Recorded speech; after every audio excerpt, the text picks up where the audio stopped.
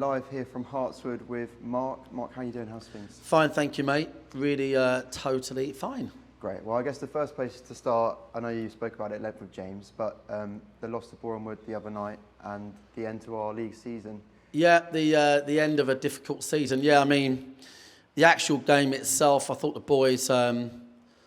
boys played so well. It was a great game, actually. On the data, we were great on the data. The data sort of like displayed what we saw, which was we were dominant in the match. It was a match that we just could not lose, really. Even at 1 down, we were so dominant, we were confident, we worked our way back in the game. Played really well, 2-1. Obviously, the story of the game was the yellow cards. I think I probably didn't give Luke and his team credit enough for the comeback, but I think even if they were playing 10 men, it took a lot of in that moment. It took a lot to come back from 3-1 to 4-3. So there's some credit there, but I think any fair football person would understand that was ours to lose, really, and that's exactly what we've done. So just really frustrating. I've been to a couple of playoff games, actually, and just so innocuous. You know, you talk about footballing gods and you think about, did someone just decide it was not going to be our night? The first goal, the flag's raised, the boys stop. I totally understand the concept of play to the whistle, but you barely ever see a linesman's flag go up, players stop, and the ref says carry on. You barely ever see that. And he said carry on, the ref, because the fourth said it's come off their bloke. You could argue it's a bit unsporting when everyone stopped, but I do understand why they should play to the whistle. But the biggest thing for me was, in retrospect, I mean, first of all, I mean, the official, he was a really good lad, but he's not had a great game. We had 2 penalties in the first 15 minutes. One was clear. The second was negligible. And then when you then transfer that same mindset of not giving big decisions in a big game to then giving a second yellow to Jimmy, who's an honest player running backwards, I think in that moment, a really experienced ref doesn't want the game to be determined by a team going down to 10 men.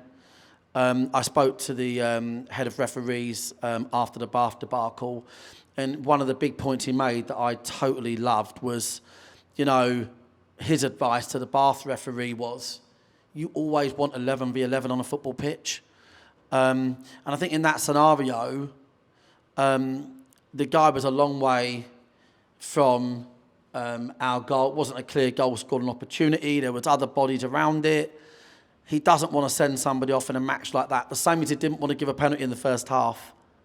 And in that scenario, clear thinking, giving himself a minute to think, he probably calls him over and the captain and says, you know, without a yellow card, that's a yellow card. But I don't want to send him off for that offence. And that's what the referees guy said to me previously. So I think he was hasty in that second yellow. And that did ultimately change the game, ultimately. I'm really disappointed that Niall and Alfie took yellow cards that were avoidable. And we've had a big chat about that in terms of, like, we can't always blame others. We've got to really take accountability. We're the first to say what others should do. So we've had a big chat about that and what that looks like moving forward, those silly yellows. But yeah, that changed the game, and then our inability to defend some dead balls. I mean, we've spoke again heavily today. 2 dead balls.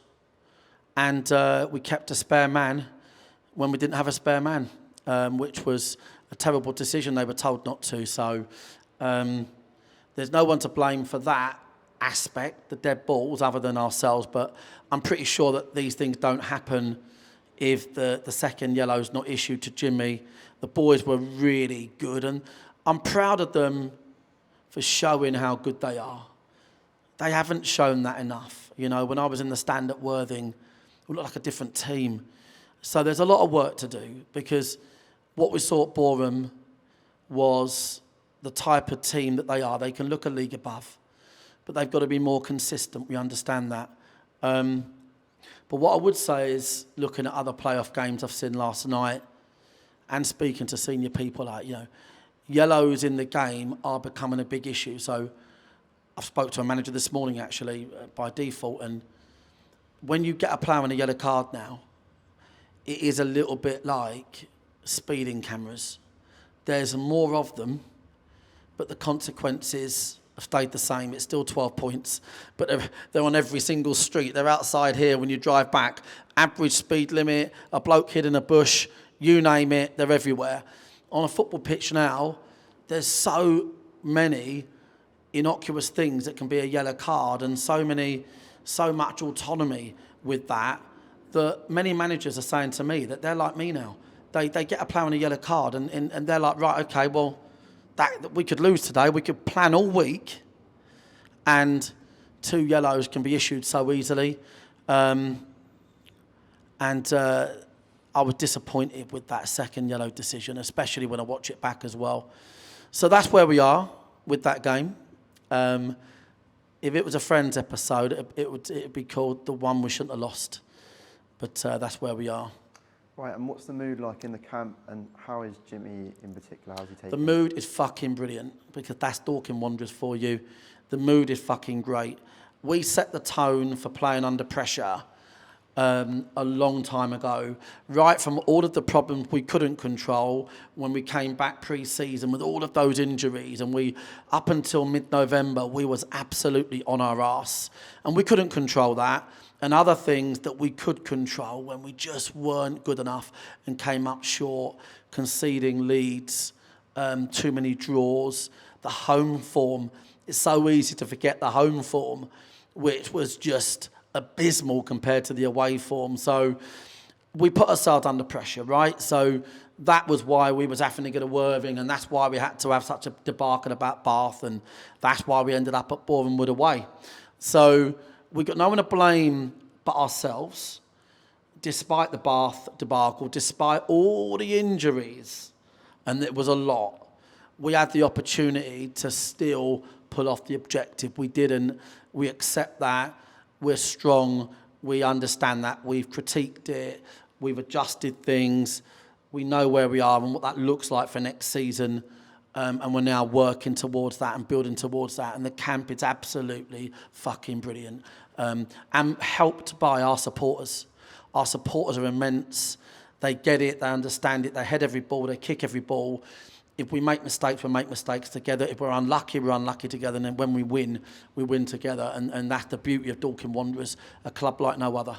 Absolutely. And the boys are back in training today. And I think full attention's now on Cole Shorten on Tuesday night in the Sars Senior Cup. Yep. I take it, obviously we're in it to win it. 100%, yeah. Can the fans expect a strong squad? Well, yeah, it's going to be the full first team squad. There's a couple of boys that have got a few little knocks that now we're at the end of the season. It probably wouldn't be wise to play them. But other than that, it's going to be a full first team squad. No doubt be the same Carl Shorten. Looking forward to seeing them guys again. And we'll be all out to win it and give our fans a positive end to the season. Short break, 6-7 weeks, back on the last Thursday in June. We've just pre-season friendlies are pretty much done. Just come off the phone to Tommy Widrington at Aldershot. They're coming down on the 26th, which I'm delighted with. And we are going to reset. We're going to reset. If you are in these bottleneck leagues, as Worthing waking up this morning like we were waking up the day before, on Saturday and Sunday there'll be 2 more teams that wake up thinking that way, and the week or 2 weeks after in the final there'll be another team that's thinking that way. We're in a division where only 1 team goes up, and if not, you're 6-1 to go up. And I say it all the time, I'm consistent. To win a league, you have to have an extraordinary season. Things have to go your way. And if not, you end up in the playoffs. Failure isn't not being promoted when you finish in the playoffs, because you're only really defining the outcome by how many promotion places there are.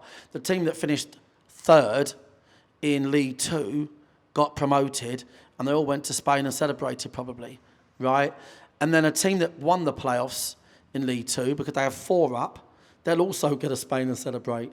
So, you've got a very poor lack of movement in the lower leagues. Even the league we're in next year could have Dagenham in it, Wealdstone, Maidenhead, Ebbsfleet, clubs like Dartford coming up, Horsham.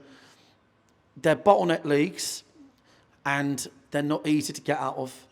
I think the fact we finished in the playoffs again after a challenging season was testament to real gritty determination, because we was in trouble at one point, and we're disappointed we couldn't kick on, but we still achieved something from the season.